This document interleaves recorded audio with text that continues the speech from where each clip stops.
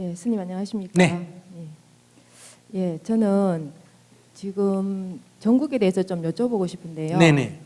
저도 이제 촛불 집회에 좀 많이 나갔었습니다. 근데 네네. 나가는데 처음에는 좀 화나고 분노가 좀 있어서 박근혜 대통령만 좀 내려오면 우리나라가 바른 나라가 될 것 같은 생각이 좀 들었는데요.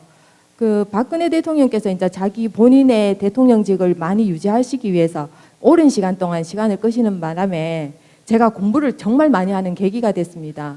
그래서 우리나라가 뭐가 문제이고 현재 이런 문제가 왜 일어난지에 대해서 제가 좀 공부하는 시간이 좀 많이 되었는데요. 네. 결과로 정권이 교체되고 박근혜 대통령 한 명이 이렇게 자리를 물러난다 해서 현재와 같은 문제가 저는 근원적으로 해결되지는 않을 거라는 생각이 좀 들었습니다.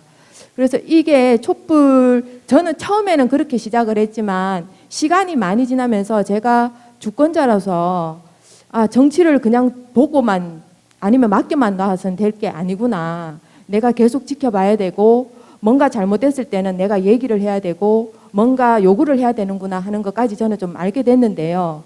저처럼 처음 시작과 이렇게 가는 과정에서 이렇게 각성된 깨어난 시민들이 좀 많을 거라는 생각이 좀 드는데 네. 만약에 이제 결과가 나오면 이 100만 명이나 70만 명 뭐 이런 사람들이 모였던 사람들이 더 이상 뭐 촛불 들 일이 없지 않습니까? 그렇죠? 네네. 그 사람들이 앞으로 자기들이 깨어난 시민으로서 어떤 그 시민으로서 해야 되는 행동 아니면은 뭐 그런 것들이 있었으면 좋겠고요. 이런 각 에너지들이 어떻게 우리나라에 앞으로 도움이 되는 방향으로 나아갈지 그런 부분에 대해서 좀 스님의 어떤 고견을 좀 듣고 싶습니다. 네. 3.1절 100주년이 됐는데 아직도 남북 간에 평화도 유지 못하고 전쟁 위험이 있다 하는 이런 긴장이 유지되고 또 통일은 점점 멀어져 가는 같은 이런 상황에서 우리가 과거 역사를 한번 둘러보면 나라를 일본에 뺏기고 10여 년이 지났습니다. 10여 년 동안 사람들은 그 일제의 폭압에 웅크리고 있었습니다. 무저항으로 복종하고 있었습니다.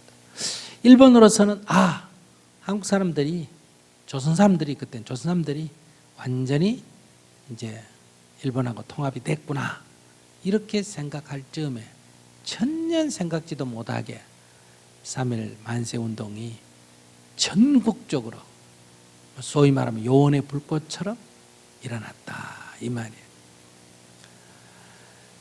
그렇게 이제 나라의 독립을 위해서 사람들이 일어났는데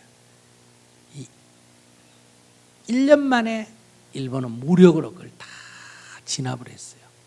그러니까 3, 4월 2달 만에 집회가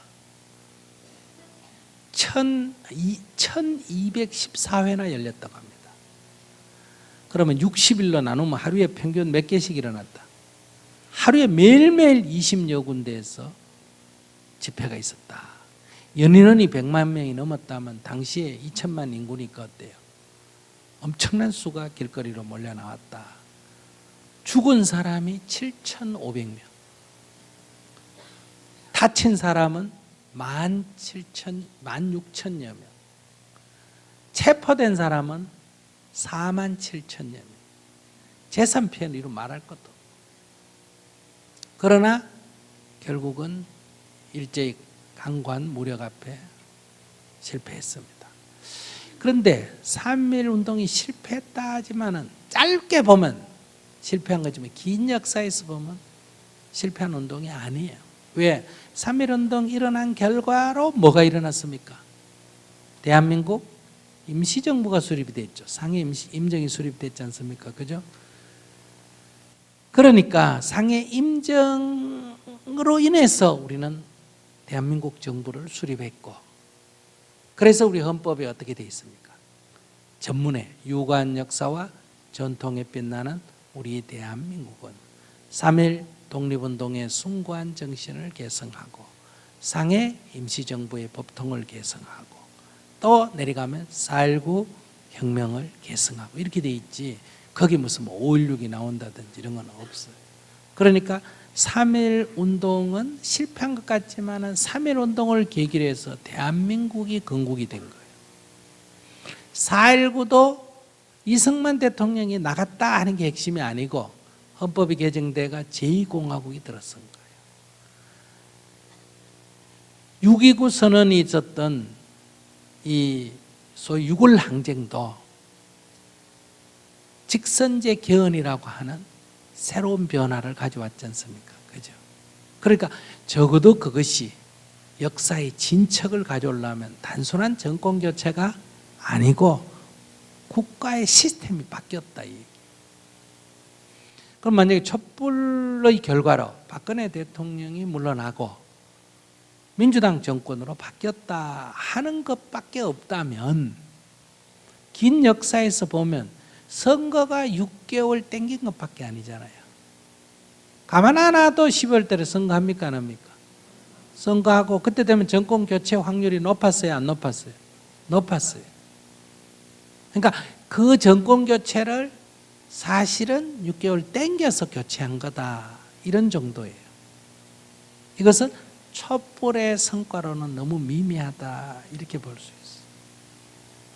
적어도 그러면 촛불의 성과라고 말할 수 있다면 이 박근혜 정부가 야당 정권으로 바뀌었다는 정권 교체다 하면 그거 갖고 미미하다. 그럼 정권 교체를 넘어서는 정말 촛불혁명이다라고 하는 변화가 오려면 여기에는 우리나라의 고질적 병폐가 시정이 돼야 된다. 그 고질적 병폐의 제일 첫 번째가 뭐냐? 이 대통령이 제왕, 왕과 같은, 황제하고 같은 거예요. 대통령의 권한이. 그래서 우리가 제왕적 대통령이라고 해요. 그 왜 이 비선 문제가 자꾸 제시가 되느냐? 한 사람의 권력이 독점이 되면 비선 문제는 피할 수가 없는 거예요. 여러분들 사극 보면 임금의 권한이 절대적이니까 그 옆에 아무 직위도 없는 대신이 아닌 관리가 아닌 사람이 임금 뒤에 붙어가 권력을 농단하는 거 보셨죠? 그 우리나라에도 이 제6공화국이 들어오고 소위 하도 전두환 노태우 그 전에도 이 독재자들이 헌법을 지 맘대로 자꾸 바꾸니까 헌법을 못 바꾸도록 너무 어렵게 만들어 놓고 그 다음에 대통령 단임제로 하도록 하고 이런 거 독재 못하도록만 했지만은 5년 동안 완전히 대통령 권한을 지 맘대로 쥐고 할 수 있는 건 안 없었어요. 임기를 5년으로 끊는 것만 했지 5년 동안은 왕처럼 행동하는 거 그거는 안 고쳤어요. 그러니까 문제는 이 제도를 고쳐야 돼요. 대통령 권한을 축소시켜야 돼요. 그러면 이제 이번에 대통령 이 문제 있다. 대통령이란 것이 왕이에요. 국민이 뽑은 사람이에요. 그러면 대한민국 헌법 제1조 1항에 대한민국은 민주공화국이다. 모든 권력은 국민으로부터 나온다. 이렇게 돼 있잖아. 그죠? 우리가 위임한 거예요. 근데 우리가 보면 마음에 안 들어서 잘 못하면 권력을 바로 우리가 돌려받을 수 있어야 돼, 없어야 돼? 있어야 되는데 국민 소환권이 없는 거예요. 우리가 넘겨줬는데 위임했는데 잘 못하면 야 돌려다오 이게 있어요. 지방자치단체는 있어요. 경주시장은 이거 여러분들 잘못하면 야 너 내려와 이렇게 할 권리가 있습니다. 아시겠어요? 우리나라는 이게 누구한테는 없다. 대통령하고 국회의원이 없어. 그래서 지금 국회의원들 중에 진짜 국민에게 지역 주민에게 충성해야 되잖아요. 주인이 지역 주민이니까. 그런데 이 사람들은 지역 주민한테 충성 안 하고 어떤 개인한테 충성하잖아. 그러니까 이거는 임금 시대의 신하고 똑같죠. 임금 시대, 왕조 시대에는 왕이 주인이니까 왕한테 충성해야 되지만 대한민국은 민주공화국이기 때문에 모든 정치는 누구한테 충성해야 된다? 국민한테 충성해야 되는 거예요. 그런데 그 지도자를 잘못했다 비판하면 배신자라 그러잖아요. 여기도 지금 연세 드신 분 그런 분이 있을 거예요. 배신자는 국민의 의사를 반할 때 뭐가 된다? 배신자예요. 모든 선출직은 그래요.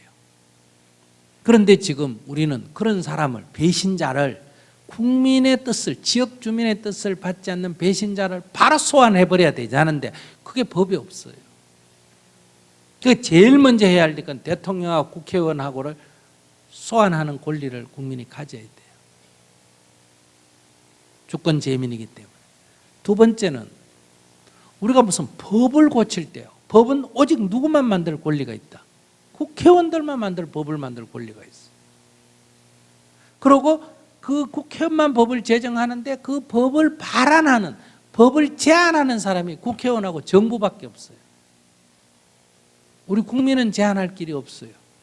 이게 이제 국민 발안권이라 그래.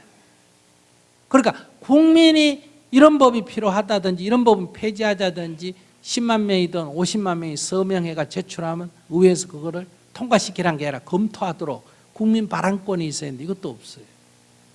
이게 민주공화국에 안 맞는 지금 법 체계를 가지고 있다. 제일 먼저 이걸 고쳐야 돼요. 이 헌법 개정이 돼야 된다는 거 안 돼야 된다. 돼야 됩니다. 헌법 개정이 돼 이게 먼저 고쳐져야 돼요. 두 번째는 대통령 권한이 너무 세. 상권 분립이 안 돼요. 사법부인 헌법재판소 소장, 대법원장을 누가 임명합니까? 대통령이 임명. 행정부의 일을 감시 감독하는 게 감사원인데 그걸 누가 임명한다? 대통령이 임명. 공정거래위원장도 대통령이 임명. 언론 이 통신 뭐 이것도 대통령이 임명. 경찰청장도 대통령이 임명. 검찰청장도 대통령이 임명. 국정원장도 대통령이 임명.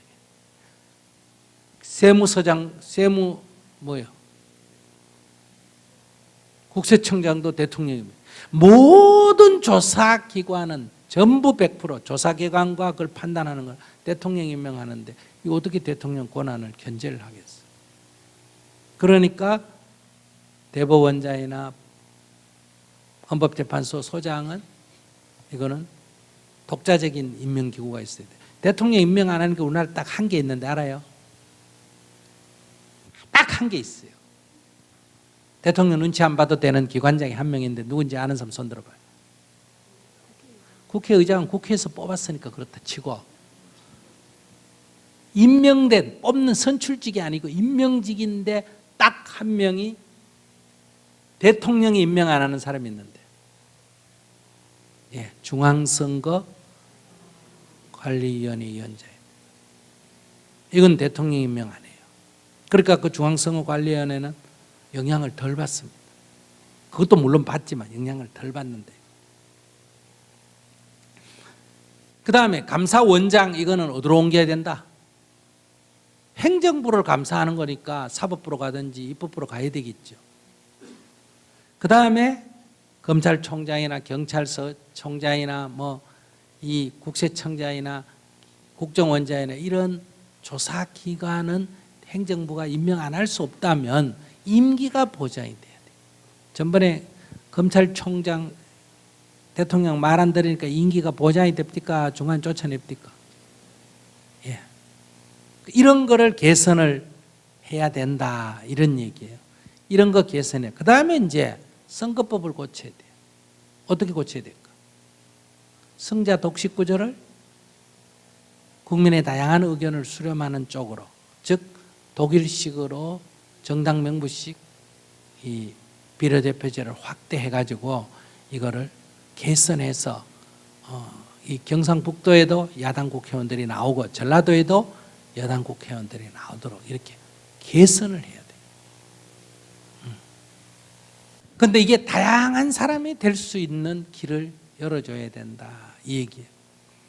그 다음에 이제 핵심되는 거는 또 중요한 거는 우리나라는 모든 권력과 돈이 어디다 모여 있습니까? 중앙에다 모여 있어요. 중앙 권력이 너무 비대해요. 지금 우리나라 권력은 중앙 권력하고 지방자치, 경상북도라든지 지방자치하고 몇 대 몇인지 알아요? 8대입니다.